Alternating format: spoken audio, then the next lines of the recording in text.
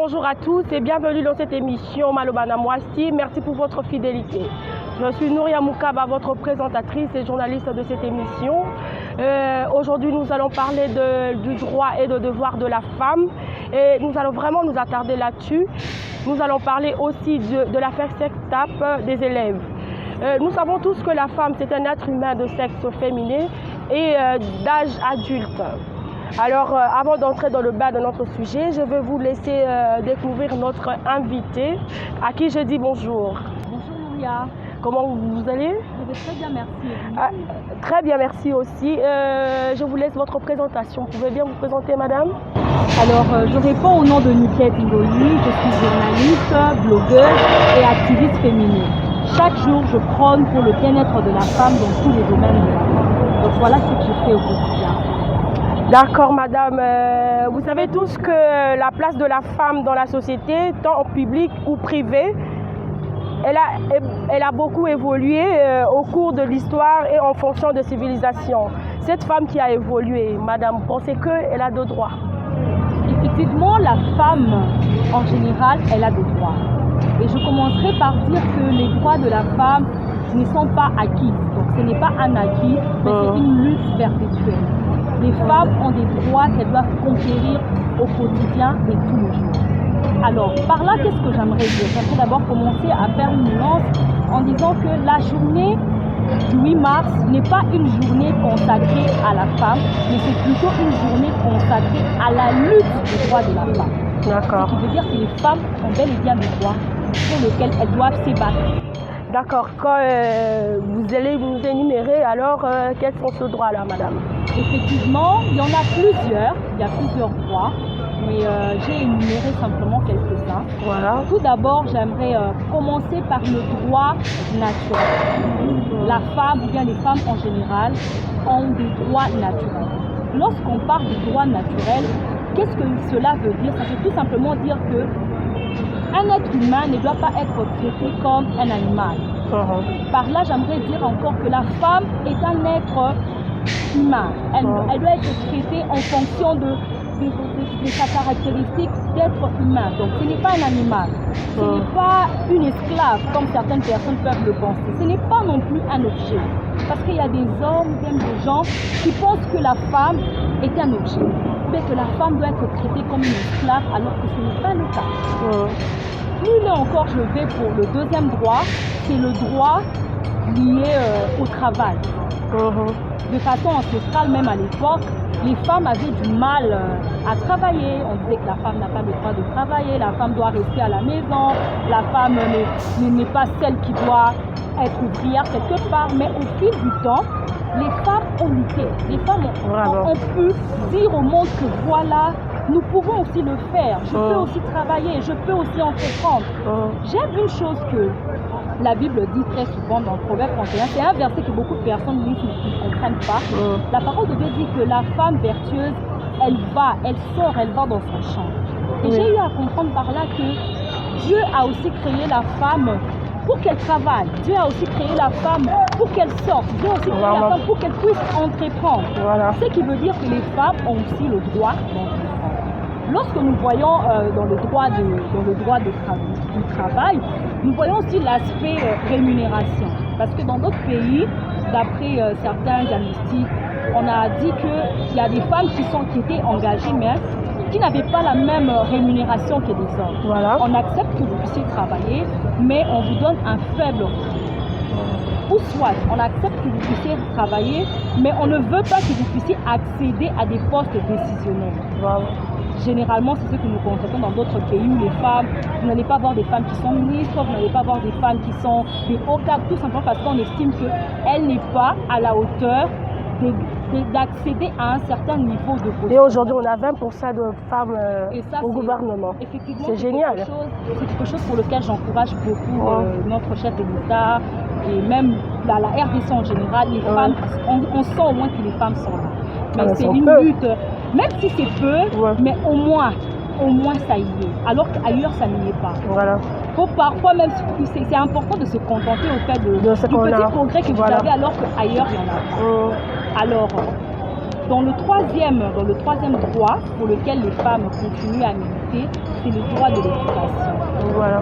Jadis, les parents préféraient faire étudier le jeune garçon au détriment de la jeune fille. On estime que le jeune garçon, il va étudier, il va trouver un travail, il va prendre en charge la famille. Et on laissait la jeune fille comme ça, abandonnée à elle-même. On se dit, bon, elle va juste se marier, il y a quelqu'un qui viendra la prendre, elle va procréer, et c'est tout simplement ça. Déjà. Mais au fil du temps, avec un peu de connaissances, les femmes ont lutté et se dit que voilà, nous pouvons aussi étudier. La jeune fille peut aussi étudier.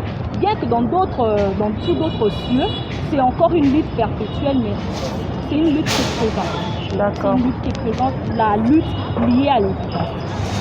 Alors, si je dois chuter, je dirais encore un des droits pour lesquels les femmes sont en train de primer jusqu'à ce jour, c'est le droit aussi à la sécurité. Oui. La femme doit être protégée. La femme doit être protégée. Parce que lorsqu'on voit la sécurité, on voit la violence. La violence sous toutes ses formes. La violence n'est pas simplement sexuelle, mais on peut prendre la violence sous l'aspect de mariage forcé, un mariage précoce. Une fille qu'on fait marier à l'âge de 12 ans, par exemple, à l'âge de 13, à l'âge de 15, alors qu'elle est d'abord adolescente. Elle ne sait même pas c'est quoi le mariage. C'est l'amour, comment ça se passe. On la force à épouser un homme qui est plus âgé. Elle est contrainte d'épouser un homme qu'elle n'aime pas. Ça, c'est un viol. C'est une violence à l'égard de la jeune femme. Mais hormis le mariage forcé ou précoce, nous avons aussi des mutilations génitales. Des filles qu'on prend et à qui on enlève certaines parties de l'organe génital. C'est une souffrance parce que c'est fait sans son consentement et elle subit cela. Donc voilà. Gloire à Dieu, dans certains pays, ces droits-là sont respectés. Il y a même des lois qui protègent certaines femmes, mais dans d'autres pays, ça n'existe pas. Si on va dans des pays musulmans, la femme, elle est en arrière. Voilà. Elle est vraiment, toi, tu es au plus bas, elle n'a même pas le droit de la parole. Elle n'a pas le droit de la parole. La femme, elle doit être là étouffée. Mais dans d'autres pays, et ça, c'est quelque chose que j'encourage vivement, les femmes prennent de plus en plus conscience. D'accord.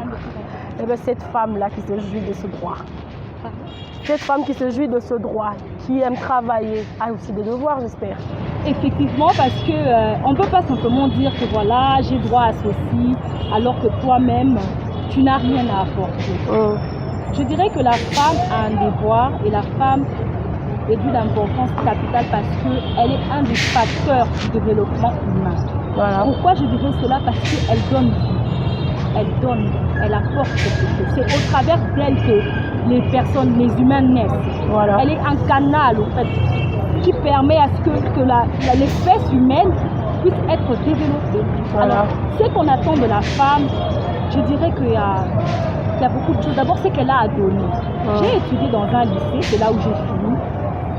La devise de cette école était être pour donner. La femme est là, elle l'est, et elle est là pour transmettre quelque chose. Quand on parle de transmettre, ce sont les valeurs. C'est ce que tu as en toi, que tu peux transmettre à ton enfant. Parce que si vous avez une maman qui vit comme ça et là, comme bon lui semble, elle ne donnera que ce qu'elle a, c'est ce qu'elle va transmettre à son enfant. Voilà. Et les attentes de la femme sont beaucoup plus accentuées par rapport à son rôle au sein de la famille. Parce que tout commence là, tout commence dans la famille. Voilà. Avant qu'un enfant ne sorte, qu'elle aille à l'école, qu'il aille à l'université, c'est d'abord dans la maison, c'est dans la famille. Voilà. C'est pourquoi on dit que les mamans doivent être souvent présentes, elles doivent souvent être là parce que les papas sont tout le temps partis, il doit aller chercher, il doit aller se débrouiller, il doit nourrir la famille. Et c'est la mère qui est là, qui transmet l'éducation. C'est elle qui bâtit le foyer, c'est elle qui transmet les valeurs intrinsèques qu'elle a à ses enfants. Madame Nicolette, vous pouvez vraiment nous énumérer c'est quoi le devoir de la femme? C'est ce que j'ai énuméré, les valeurs.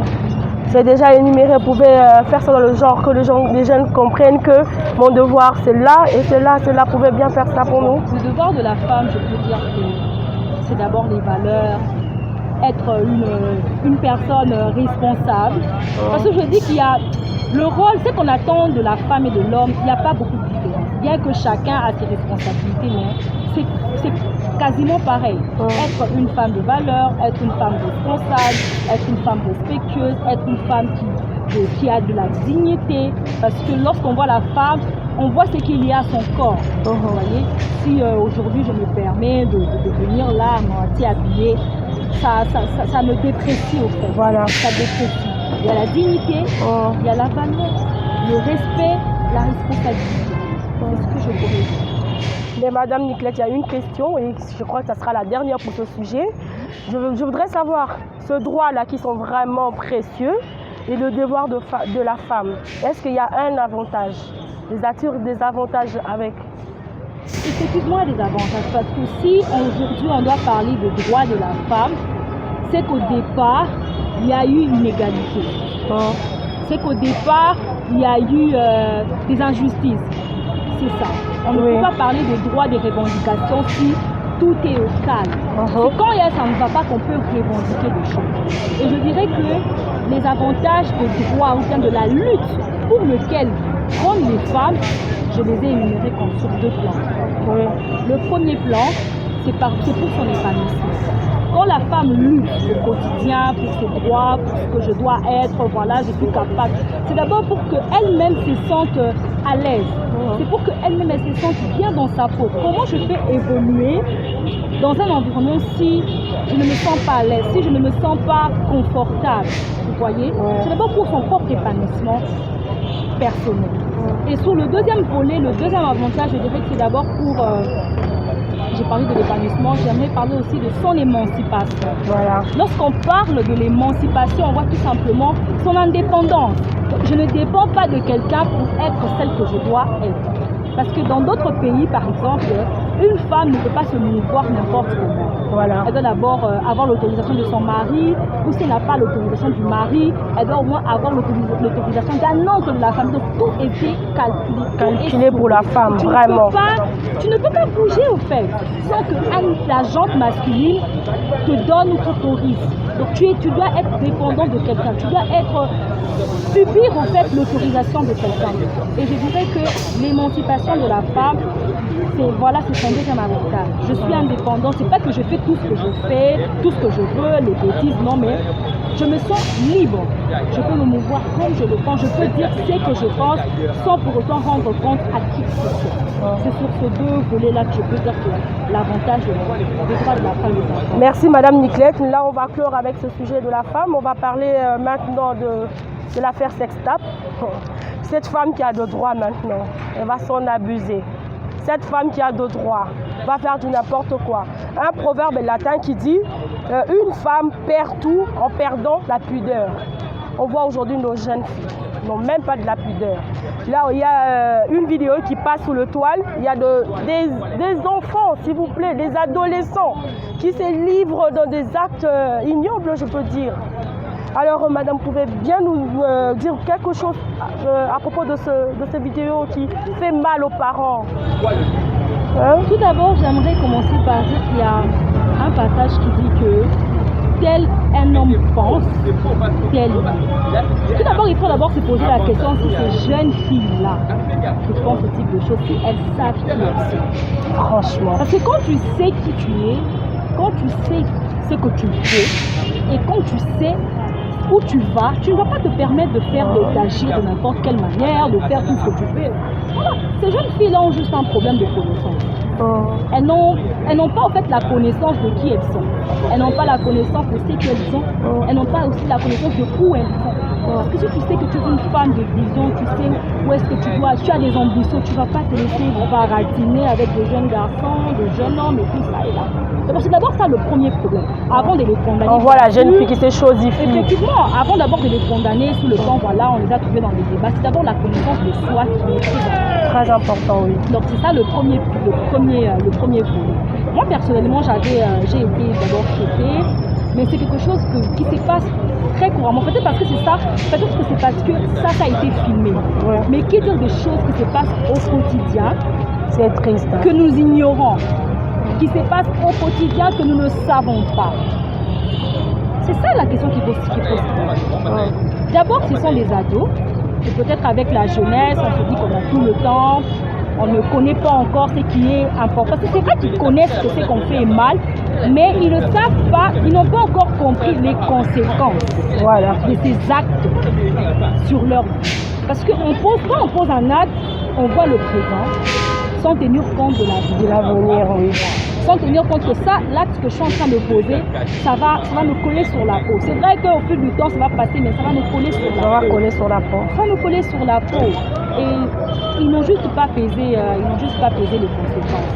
Ce sont des adolescents, c'est regrettable, mais on ne peut pas leur jeter de pierre simplement à cause de ça.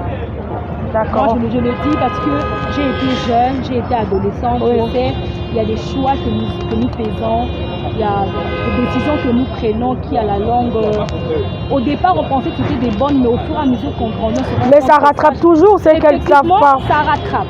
Oui. Ça rattrape parce que si d'autres cieux, quand tu as un dossier comme ça, mais tu ne vas jamais postuler pour être cadre, président de la République. Jamais. Jamais, parce que tu as un casier, ça te colle et ça va te suivre, ça va te poursuivre pour toute ta vie. Voilà. Donc ça va te causer, ça sera un handicap. Et que pensez-vous de la décision atténuée du ministre Tony Mwaba?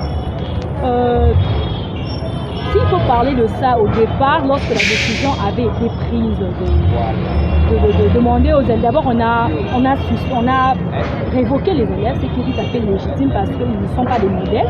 Dans un milieu scolaire, on ne peut pas retrouver des élèves qui...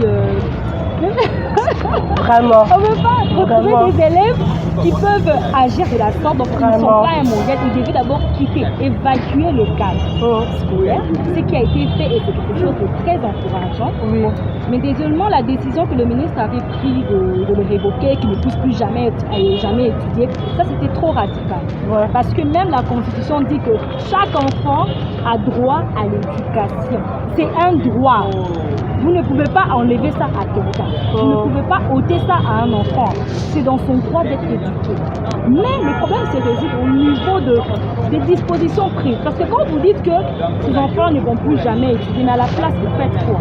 Est-ce que vous avez un centre de rééducation dans lequel vous pouvez envoyer ces enfants-là, qu'ils passent même 1 année ou 2 ans dans un foyer, ils seront rééduqués, remis à niveau et en plus réintégrer le milieu social? Est-ce que toutes ces dispositions ont été faites? C'est ça la question qu'il faut se poser. Et je crois bien que tellement que la pression était forte, parce qu'on se le dit, quand la nouvelle est sortie, Kinshasa a bougé. Mais comment est-ce qu'on pouvait prendre une telle décision? Et au fur et à mesure qu'ils ont eu à revoir, moi je pense que ces enfants-là devraient, vu qu'ils sont des mineurs, ils doivent être jugés en fonction de la juridiction qui est censée les condamner en fait. Ce n'est pas au niveau des adultes, on va voir le tribunal d'enfants quelle peine qu'on peut leur attribuer, qui est à leur niveau et après ils vont sortir. Je trouve que la décision atténuée a été la bonne parce que ça allait vraiment jouer, mettre en baisse le code du ministre. Ok, merci. Nous avons suivi l'intervention de Madame Niclette qui a vraiment bien énuméré le droit, bien énuméré le devoir et a vraiment parlé à la jeune fille d'aujourd'hui qui n'a pas d'ambition. Vraiment, moi j'ajouterais, je dirais qu'une femme doit être au courant de ce droit, de ce devoir pour garder sa valeur. En tout cas, moi, je pense que les femmes doivent... Je ne sais pas si on doit créer, madame, vous ne trouvez pas aussi on doit créer, faire des conférences comme ça pour juste mettre au courant toutes ces femmes-là qui se dissipent. Tu vois, Nouria, je te dirais une chose, tout se passe dans la tête. Quand dans la tête que tu es blindé, quand dans ta tête tu connais qui tu es, tu ne vas pas te laisser baratiner avec n'importe quoi. C'est difficile de bouger une femme qui a quelque chose dans son mindset. Ok. C'est difficile. Mais qu'est-ce que vous proposez? Qu'est-ce qu'on pourra vraiment faire pour remédier à tout ça? Tout d'abord, moi, je veux d'abord... je pense tout commence dans la famille. Ok. Tout commence dans la famille. Aujourd'hui, les enfants apprennent le sexe dans la rue. En suivant des films non appropriés, ils apprennent des choses dans la rue. Pourquoi? Parce que les parents n'ont pas assez de temps. Aujourd'hui, un parent ou une maman va attendre que sa fille réalise 25 ans pour faire asseoir, pour lui parler de la réalité de la vie. C'est ça, ce n'est pas trop tard comme ça. c'est quelque chose qu'il faut commencer dès l'adolescence, 11 ans, 12 ans, tu fais asseoir ta fille, tu discutes avec elle. Ce sont des sujets tabous pour certaines familles. C'est ça même tabou là même qui tue. C'est tabou là même qui détruit. Parce que je n'ai jamais compris. Un parent qui en veut à sa fille parce qu'elle est sortie avec le garçon, alors qu'elle n'a jamais pris le temps de discuter avec elle. Et puis pire encore, elle va aller tomber enceinte. Comment tu vas en vouloir à ta fille alors que tu n'as jamais pris le temps de parler avec elle? C'est ça. Tout commence en famille. C'est vrai que c'est une responsabilité qui est partagée parce que les parents peuvent montrer la voie, mais le choix revient à l'enfant. Au moins, les parents devraient faire. Mais ils doivent aussi voir où, je sais pas comment je peux dire, les fréquentations de leur fille. Oui, c'est ça. C'est même ça que j'ai toujours dit. Parler en l'enfant, connaître qui il fréquente, qui sont ses amis. Moi, ma mère, elle avait toujours un avantage, elle connaissait mes amis. Jusqu'à présent, elle connaît, même quand j'ai eu une nouvelle relation, je sais que, maman, tu sais que j'ai une amie comme ça, même si elle n'a jamais vu mes amis, mais elle connaît mes amis. C'est très important. Comment toi, un parent, tu fais là, tu ne connais pas qui ton enfant fréquente, elle sort quand elle veut, elle revient quand elle veut. Aujourd'hui, bon, avec la modernité, on se dit on est quand même des parents un peu positifs, on laisse les enfants faire ce qu'ils veulent, alors qu'en réalité, on le tue. Alors qu'en réalité, on leur cause du tort. Les fréquentations des enfants, qu'est-ce qu'ils suivent? Avec qui ils prennent, quels sont leurs moments, leurs passions. Lui faire confiance n'exclut pas le contrôle, hein, chère dame. On pense que voilà, on doit se limiter à payer les frais scolaires, je trouve à manger, je nourris. La vie de tes enfants, tu es totalement inconnu. Il y a des parents qui sont inconnus au quotidien de leurs enfants. Tu ne connais pas les problèmes, les enfants souffrent de dépression. Il y en a même des enfants qui se suicident parce qu'ils n'ont personne à qui en parler. Les parents créent un climat de terreur. Et voilà, c'est compliqué. Ok, on a entendu Madame Niclette. Voilà que nous sommes arrivés à la fin de cette belle émission. Merci pour votre patience. Et je dis merci à mon invité présent. Merci à toi également. Je te dis merci. Merci au manager le plus humble, Monsieur Douglas Diboula. Merci à Thierry Loubanza. Merci à Espoir Bambou. Merci à vous, mes chers internautes. Continuez de nous suivre dans la RDC, dans le Monde TV. Restez branchés. D'ici là, portez-vous bien. À très bientôt. Merci.